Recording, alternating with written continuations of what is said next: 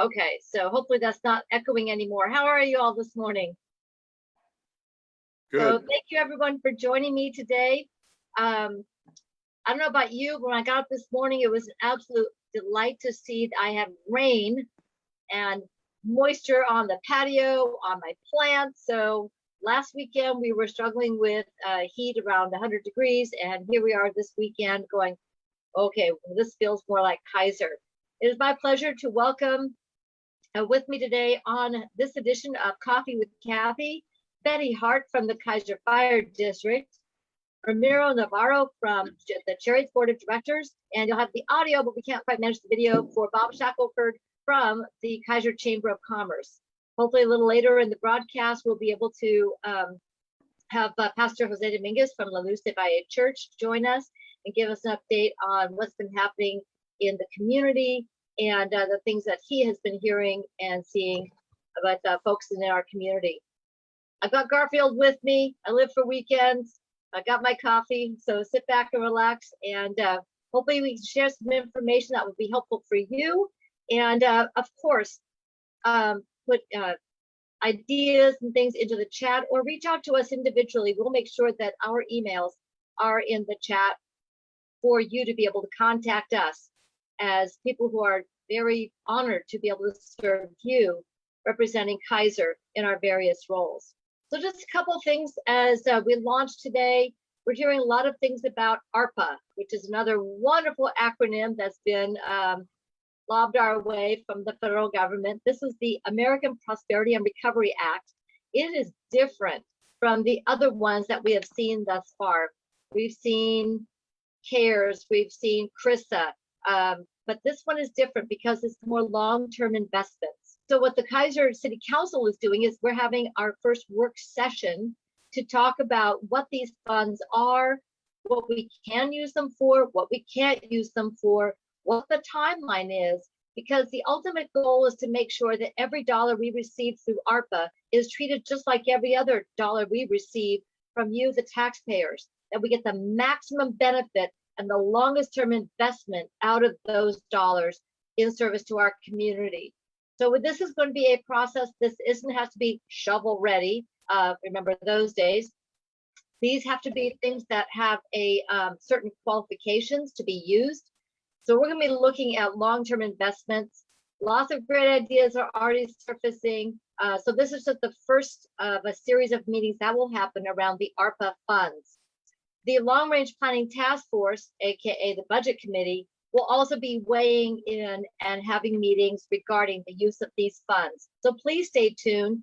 I know that Betty Hart from Fire and Ramiro Navarro from Chariots, there's also ARPA funds involved for those organizations. So, and they can talk about what's going on for, I hope there is, or some funds coming their way. So I'll let them talk about that. So that's probably the biggest news, aside from the fact that the city of Kaiser continues to run. We are getting things done. Our parks, I just got word that the last of the tree work, cleaning up from the ice storm, remember February, has been completed, which has been fabulous. There was such incredible damage that was done to our trees, especially, and our parks in general. In addition to that, the projects that were slated for this year are also underway or completed. Make sure you go down to Kaiser Rapids Park. A young artist has put some beautiful paintings on the wall for the bathrooms outside by the big toy, and you can stand there and you can do selfies with butterfly wings and dragonfly wings. It's absolutely ingenious. It's tons of fun, and people are going down there to take pictures. It's just whimsical, fun art, and it just makes people smile. And if you want to then go over to the amphitheater, take a selfie with Sasquatch. There's a huge wooden carving of Sasquatch that is there as well. So we're doing some fun stuff, getting a lot of really good work done. The city continues to operate under our normal conditions. The city council is meeting in person with the COVID requirements, but we're still there. We're in person. We can still interact with one another. And of course, we'll continue to broadcast live as we have throughout and going forward. If you've got questions about what's happening at the city, reach out to me at clarkc@kaiser.org. So it's now my pleasure to shift over to the Kaiser Fire District. Very busy time. Hopefully this rain is going to make it a little bit better for our wonderful firefighters. Betty, take it away. Thank you, Madam Mayor. Yes, I don't know where to start. And while I would love to start to talk about what we're going to do with the federal funds, we have not addressed that issue at this time. And I'm not sure what information has become available to us yet. So we did meet earlier this week, and needless to say, it has been a crazy time.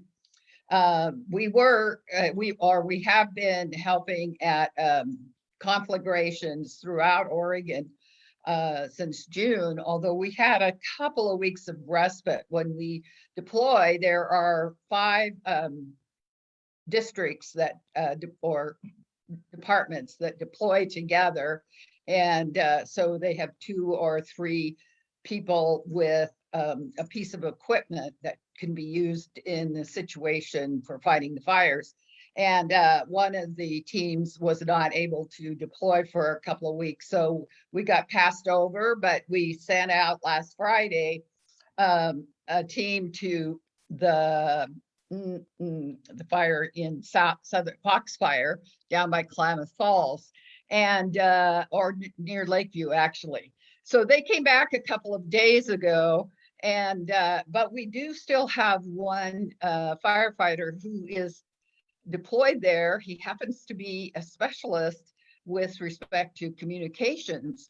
So during the fire season, he often gets loaned, if you will, to the fire marshal's office, and then stays longer and while helping with setting up communications and maintaining those for a fire area. As you can imagine, most of these fires are in places where there might not either be cell phone service or computer service, and the fire teams can be pretty spread out because of the size of the fire. So being able to communicate with everyone is an important part of that.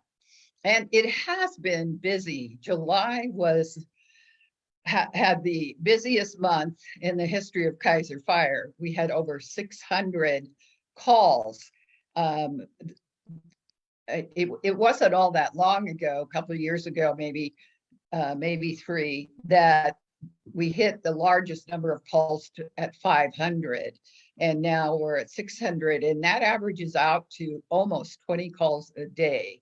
So we have a couple of fire trucks, 3 ambulances, and some other equipment that can be used if we're responding to a fire. But as you know, most of our calls are medical or calls for service, and it can be wearing. The other day, the firefighters serve a 24-hour shift, and so sometimes they get to rest during the night, and sometimes they don't. So they can be pretty worn out. Hope that your emergency doesn't occur at 2 o'clock in the morning. Save it for 10 when they're fresh. And they do respond to all kinds of different calls. Some they evaluate someone, don't transport them. They respond with police to crashes or other activity that takes the special equipment and expertise of the fire department. And then occasionally people call and ask for some help, and the fire truck goes out, and then they call and say, well, we were only kidding, so the actual, but that doesn't happen too often, just a few times a month. Anyway, so yes. Can I pause for just a second, because you talked about responding with our police, and we had a really horrific incident last month, and I do want to give a shout out to Kaiser Fire, who did come on scene and assist with the aftermath of the action of an individual who is in custody. So I think most people heard about the incident with the individual firing on our police, and then running down a pedestrian, and then working with our police, working with Salem, was able to apprehend that individual. The good news was that our first responders were not injured in any of that. They have been cleared by the Oregon State Police and the DA's office. The use of firearms was deemed justified. But I want to also thank the fire district who came and was able to assist. Unfortunately, the victim, Becky Dietzel, was already passed away at that point. But also helping with making sure that scene was taken care of appropriately. So that's very hard on everybody, the family, and friends of Becky Dietzel. Again, our hearts continue to go out to them as such a needless loss. But I want to thank all of our first responders, the Kaiser Police, the Kaiser Fire, and everyone who stepped up to help to take a horrible situation and make it the best they possibly could. Yeah. So this was not something we see ever, and I never hope to get that have that happen again. But what we saw was that when a really bad situation happened, our first responders were ready to go. They knew what to do.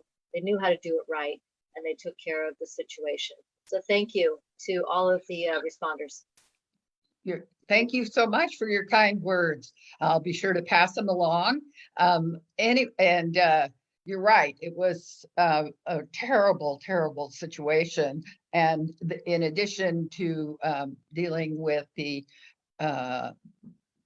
victim near the scene, they also ended up transporting the perpetrator after he had been wounded. So, and I do know that for some of our staff, at least maybe all of them, having to deal with someone's death, especially if they have come and tried to save the person. The person is not dead at the time they arrive, but it happens, and we do have resources available to assist them if they need those, because I'm sure Ramiro knows a lot about how hard that can be for everyone involved. So thank you for your kind words.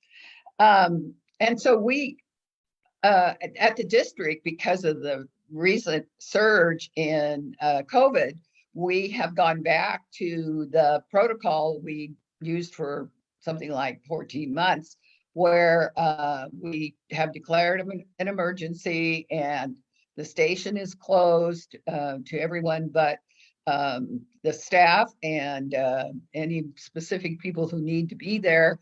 And we had our meeting earlier this week, actually, online again, and we are likely to continue to do that in the near future. So that's an important aspect of the whole thing. So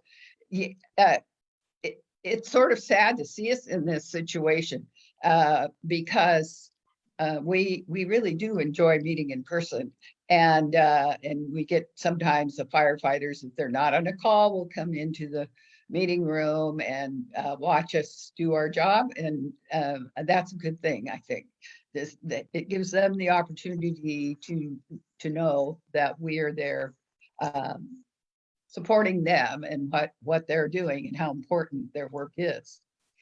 Some of the members, I think there were 7, the district took swift water rescue that the city of Salem put on, and it's a fairly intense thing. So we do have people who are now recertified to do swift water rescue.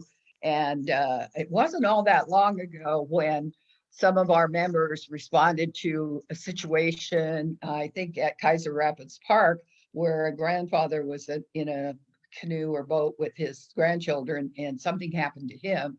And the firefighters waded out to the boat they were on and worked on the grandfather and kept him alive, actually, and until a rescue boat could arrive and take care of the situation from there and get him transported off to the hospital. So that's a really exciting thing. And I'm not a river person in terms of, I don't get on a boat and with a paddle and just hang out on the river, but the Willamette can be pretty fast sometimes, and we forget about that because sometimes when you're looking at it, it looks kind of placid, but it's not.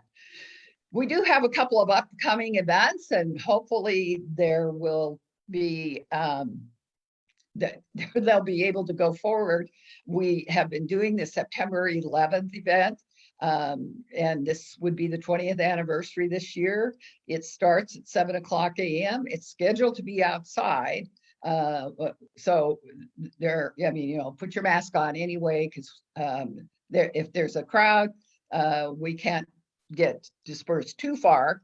And so we're really hoping we can do it. Last year, we weren't able to do it the same way because of all of the fires that happened in early September.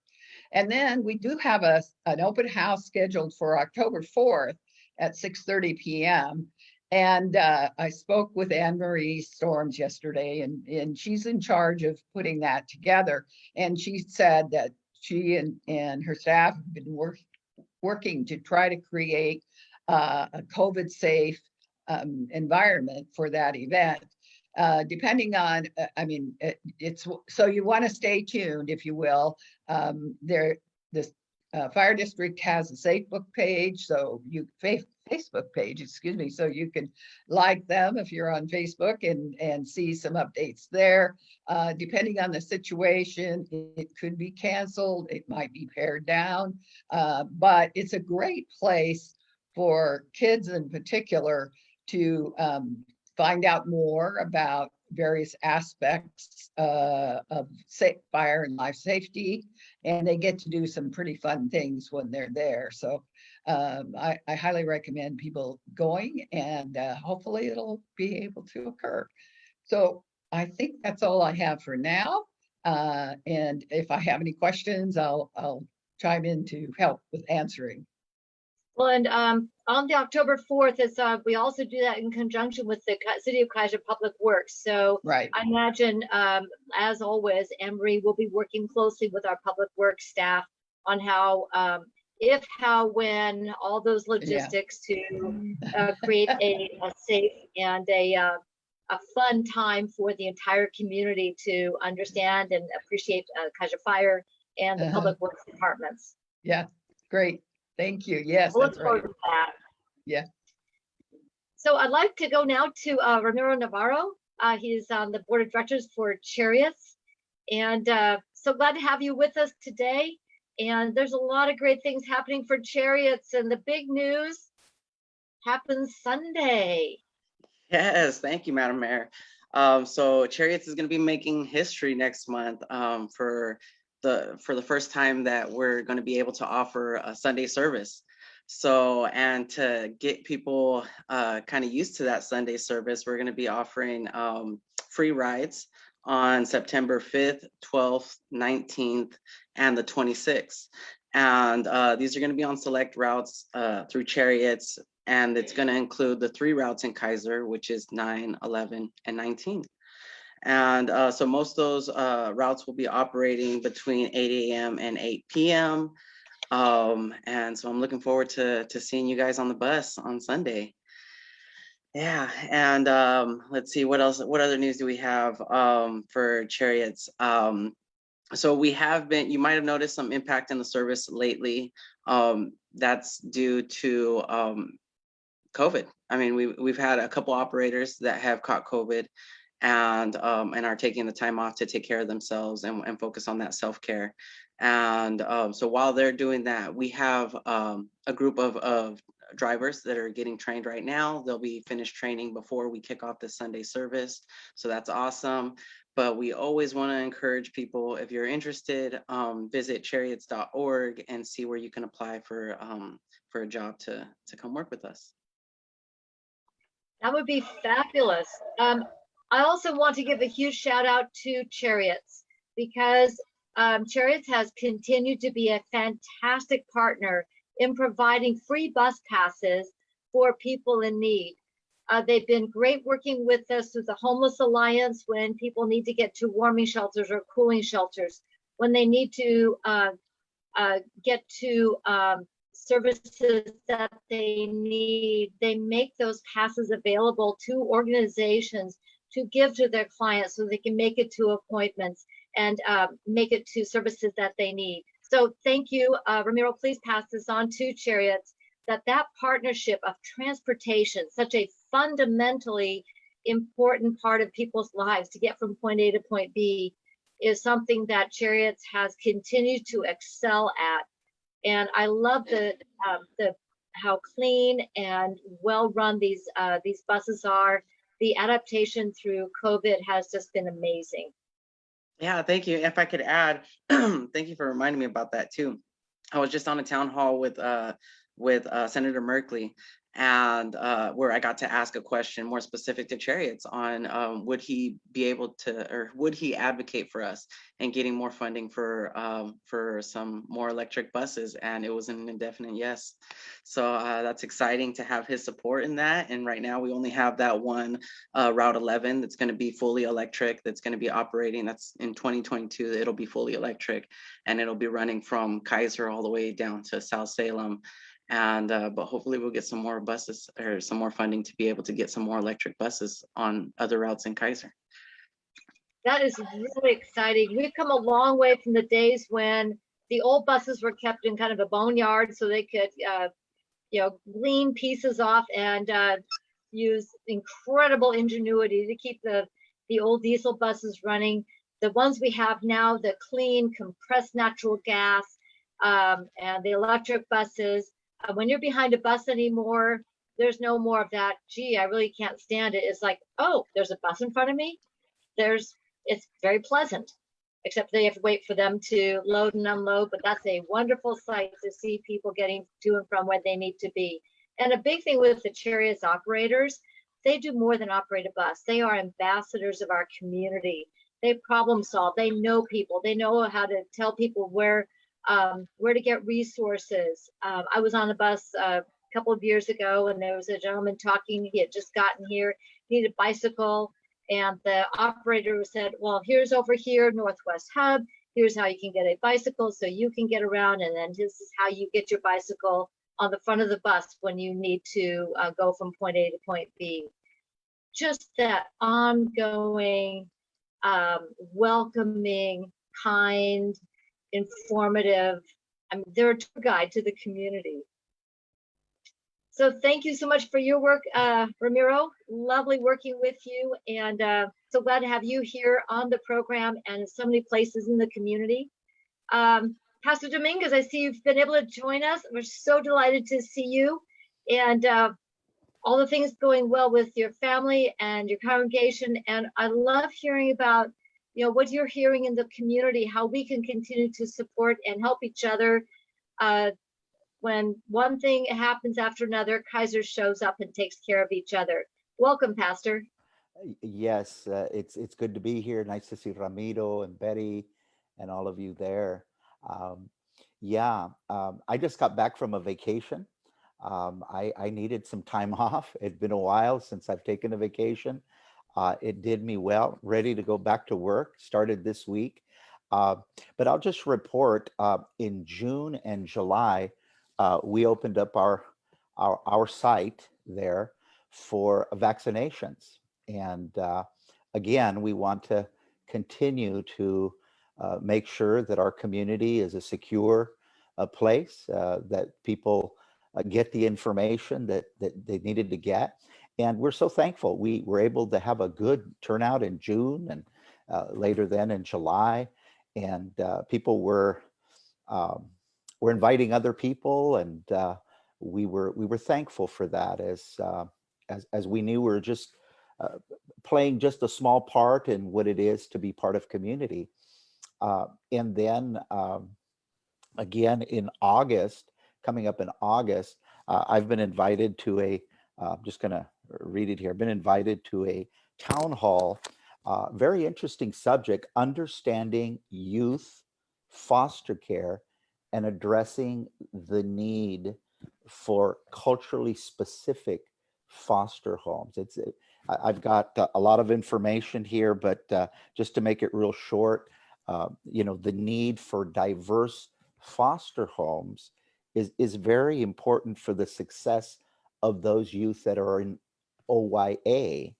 And there are many ways to help and make this a reality. So people will be gathering, we'll be talking about the importance of foster care, specifically, uh, culturally specific foster homes. That'll be happening August 25th from 12 to 1. It's a Zoom conference, and looking forward to being there. In September, we've got just giving out some more information. In September, our group of young people have decided to serve the community. We've been asked by the Oregon State Fair. There's going to be 2 events called Dia de la Familia on August, I believe August 29th and September 5th. And we've been asked if we would be willing to help, and we have. So we got a crew of young people, want to put them to work, and they're excited about serving the community. They're excited, especially the children. Their role basically will be to make sure that the children at the fair are accounted for. They put on a little wristband, make sure if they get lost that we're able to help in that area, and also to greet the people as they come in. And just looking forward to getting back to work. Those are the things that I wanted to just share with you. Again, we continue to pray for people that are in need, people that are hurting mentally. We're dealing with a lot of marriage situations right now, and but we're thankful we're able to give them a word of hope, a word of encouragement. And again, it's nice to be back. I was gone, I think, for 2 months. We happened to have a lot of activity going on the Saturdays, and I wasn't able to attend. But thank you for having me. Well, thank you for being here today, but being here in the community, and all the great work that your congregation, and all the people that you work with to help our community be caring and helpful and compassionate to one another. And thank you. I'm so excited to hear about Dia de la Familia at the State Fair, and the foster care that's culturally specific. One of the organizations I'm involved with, the Mid-Willamette Valley Homeless Alliance, we have a youth advisory board now. Tricia Frizzell, who led the Youth Challenge to End Youth Homelessness, now works for Community Action. And that whole area is now very much embedded in the work of the Homeless Alliance, not only for serving youth who are homeless, but also youth who are vulnerable, who are maybe sheltered but not stable, because the statistics show that 70% of our chronically homeless initially became homeless when they were youth. So this is not only caring for the youth of today, but it's preventing the chronic homelessness of tomorrow and a higher quality of life. So I'm very excited to hear about this work, and let us know through the Alliance how we can partner and help with these efforts to bring online more culturally specific family situations for youth who do need those services and support. Thank you for doing this. Very excited to hear how this moves forward. You mentioned September 5th. And for people who aren't at the fair on September 5th, we're going to have an event out at Kaiser, at the Volcano Stadium. Omar Alvarado and his fantastic crew, Odyssey, I believe is the organization, are putting on Fire in the West. So we're talking music and entertainment and all sorts of great stuff happening all day. So if you're not at the fair, you should be there. And we got stuff going on right here. You don't have to travel out of the area over the Labor Day weekend. We got it all right here in the Kaiser and Salem area. So speaking of great events, Bob, I know you can't get your camera working, but welcome to Coffee with Cathy. Glad to have you here with us today. Just finished up a fantastic Kaiser Fest. So talk a little bit about that, and then what's happening with our business community moving into the fall and helping us to keep working and taking care of our families and businesses. Welcome, Bob. Thank you, Madam Mayor. Nice to see everyone. Romero, Jose, Betty. I think I've met you both a couple of times. I know Betty more than once, Rotarian.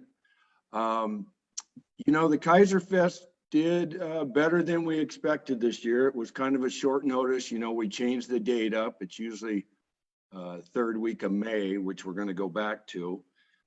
It was quite hot, as we all know. We had pretty good success with everything. No casualties other than we were blowing some 200 amp breakers because we had quite a few vendors that were having fans and air conditioning units and a few more deep fryers than we expected. But Herc Rentals came to the rescue. We got us a nice big generator, so we took care of that. Didn't have any problems. I think for the most part, the business owners up and down Cherry Avenue, we're a little more excited this year because we didn't shut down the road, mainly because it was too late to secure a carnival this year. You know, the carnival brings in a little bit of money for us, and it's, you know, it gives the kids and the different clientele, you know, kids to come and be able to enjoy it, more family. This time, you know, we had just vendors in the beer tent and the bands. Of course, we had the car show and the parade and everything, but overall, I think the businesses were pretty happy. We closed the road on Saturday for the car show. It was a good success. We had quite a few participants in the car show. Mike Adams helps out with that. He does a great job. That happened after the parade, and you know, shutting down River Road and Cherry Avenue sometimes causes chaos, but it went pretty smooth this year. The police department, we didn't have any. I think the worst thing we had is we had one of the horses started getting a little freaked out, so they got him under control and walked him instead of rode on him. But other than that, the gaps in the parade were pretty good. Not any big gaps, but we started it out the parade, you know, at 10 and 10 to 10:30. I started the parade at the beginning of it, but of course we didn't have as many participants this year because it was kind of a short notice. We had probably about half what we normally have, but I think overall it was a good success. People enjoyed it. The biggest thing is school was out, so we didn't have the school bands. You know, a lot of people like the school bands, you know, make some noise, but for the most part, the people that signed up, you know, they did a good job, and we didn't hear any. I mean, the complaint department hasn't opened up yet, so I think we're okay. We haven't got a lot of backlash on anything, which, you know, you just got to take it with a grain of salt, and we like it because we can figure out what we can do to make it better next year. Well, I also want to thank Bob, if I could jump in for a second. My dog Millie had the honor of leading the mayor's pet parade, and we had some fantastic entries. Unfortunately, we had some scheduling, different information out, so we'll make sure that, again, this was a short notice thing, but make sure everything's all good to go there. But even with the short notice, people came dressed up in some of the most amazing costumes and just had a lot of fun doing that. And then Crown the Hound, want to thank you for that, and the Kaiser Times for helping with that. That helps support our canine, and it was also an honor to thank and honor Officer Jefferson and our canine Buster for their service to our community. So I just want to jump in with that. It was both of them were great events. Yeah, I start the parade, so I just more or less see the lineup. So once I get it started, I stay at that end and clean everything up. So from the, you know, the voices, everyone, it sounded like it was pretty good. And I think it lasted for about an hour from start to finish once you started on the River Road and got to the end at Burger King there. I think it took about an hour. So, but for the most part, it was good. We got some changes, I got, as the new chamber president, and, Corey as the new executive director, of course, some of the scheduling and stuff. This is her first year. So give big kudos to her. She did a fabulous job. Scott and Dave and I and the board members, we all try to do the best we can. We're there bell to bell for, from Wednesday on until Monday breakdown. So we had a lot of volunteers, which is always nice. I know one thing that was nice this year is Mr. Kohler, Dan got his church guys, the kids, to walk behind the parade as it was wrapping up to pick up all the litter up and down River Road, which that's usually a huge problem. And in the past, the MAC guys, we've walked up and down and cleaned it up, but even putting garbage cans and stuff out, it helps a little bit, but there's still a lot of stuff that's left over. But big shout out to those kids. They did a fabulous job. I drove down the River Road at the end, and I just was amazed from the previous years. There was nothing in the curbs, in the bushes. It was just fabulous. So I got a pet peeve about litter and tree trimming and shrub trimming, as you guys have probably known in the past up and down River Road. So that was great to have those guys do that. Bob, Like I said, we got some plans to change in the future. Bob, can I jump in real quick? I Sure. want to give a big shout out to our food trucks that Yeah. you out there. We had, was it Mikasa de Sasson? It was the food truck that usually is over at Copper Creek, and you had the food truck. Actually, you had food vendor, Chicken Shack was there, and Bob. So you had local restaurants were able to be there at Kaiser Fest, and I just want to give a shout out for Kaiser Fest being a place that supports our local businesses to be there at the Kaiser Fest. Yeah, we had a lot of good reviews from the street tacos to the Bob's hamburgers to the Chicken Shack. Marquis on the board of directors, so this was his first kind of outside venue other than what he's trying out at the Volcano Stadium. It was a different change for him, but I think overall, he learned a lot of stuff he could improve, and just, it was new to him. So, but everyone, nothing about any bad negative about the food carts and the street tacos. Man, I just kept hearing it over and over. And then I had to go, someone sat next to me with some, what was it? Some nachos that the guy made. And I was just salivating. So I had to go get some of those nachos, and man, they were just phenomenal. So it was good food carts, and yeah, everyone did a great job. And that's the food cart that we kept blowing the circuits with. So we got right on top of it every time he kept blowing it. And we could always tell when his open sign wasn't lit up, we had to head to the breaker box. So he didn't lose any business or anything over it, because it takes a long time for that hot oil to cool down. But we got that generator from Herc, and that took care of the problem and solved it. So things like that we'll know for next year. Like I said, it'll be in the third week of May. Again, too, we had the golf tournament on Wednesday that I put on every year for the chamber. Very successful. We had 2 this year.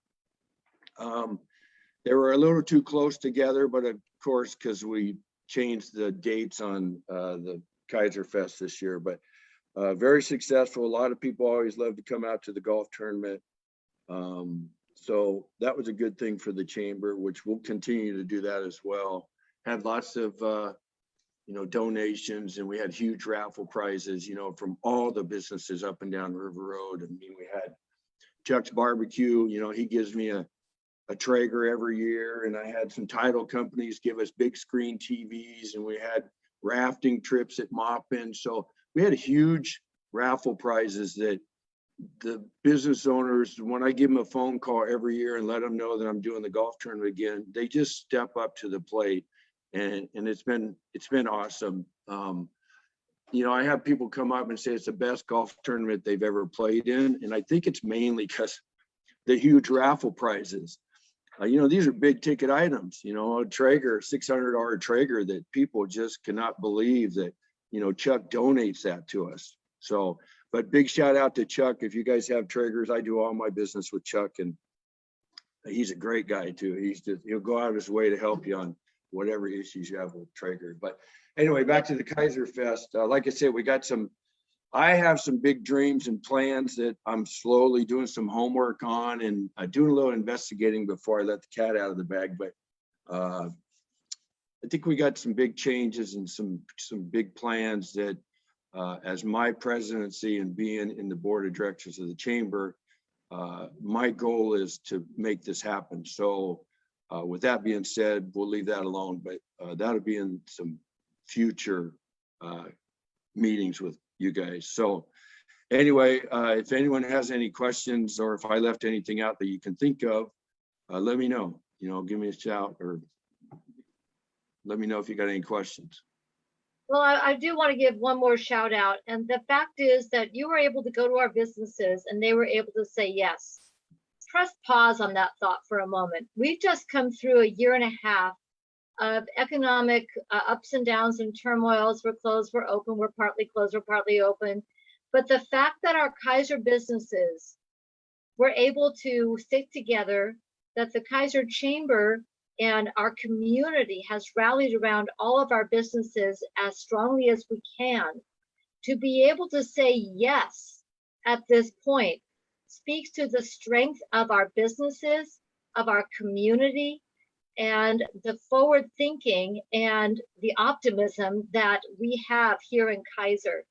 That is a huge statement about where we're at.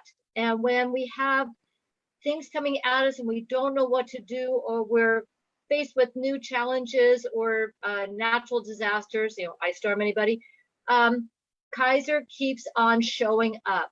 And what you just told us is that our businesses, because Kaiser showed up for our businesses can continue to show up for Kaiser.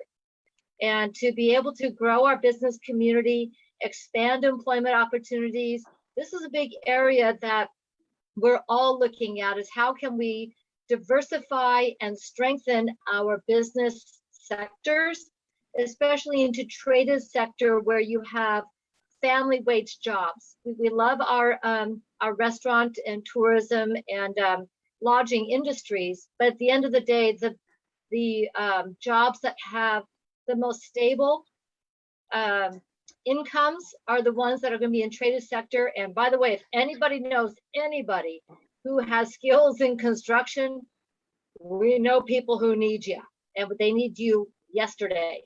So well-paying jobs, there's a lot of them, and we need people who are in construction and trades. We've got a lot of work happening not only in Kaiser, but throughout the entire Willamette Valley. These are great jobs. And we want to make sure that everyone who has the skills or wants to develop the skills.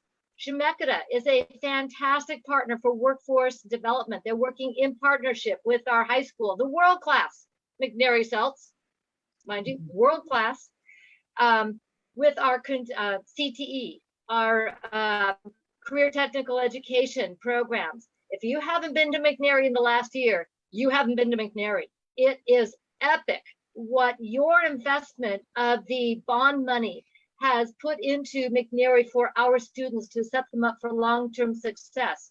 And oh, by the way, the #1 secondary principal in the state of Oregon, Eric Jesperson, as they work diligently throughout the entire staff to make sure that every student that they could reach with, work with individually to achieve the highest graduation rate, even with COVID, for our McNary Celts. That speaks tremendously to the strength of our entire community for long-term success, for our youth, for our families, for our businesses. And yes, Pastor Dominguez, I will pass along the construction information. We'll get that into the chat or into the Zoom, but some of our big construction firms, from Classic Homes to Rich Duncan Construction to Dalkey, CD Redding, all of them are looking for tradespeople. They're looking for people who are project managers. If you're a project manager, please talk to them. They are looking for people to manage these projects, to get them delivered in a timely and high quality fashion. Well, we're going to wrap up today. I want to thank all of you for being on this month's edition of Coffee with Cathy. It is my pleasure, it is my honor to serve this community as the mayor of the great city of Kaiser, and to thank again the contributors today, Betty Hart from the Kaiser Fire District, Bob Shackelford from the Kaiser Chamber of Commerce, Pastor Jose Dominguez from La Luz de Valle Church, and Ramiro Navarro from the Chariots Board of Directors. Thank you all for your work. Thank you, Kaiser, for continuing to show up. Have a great day. Thank you so much.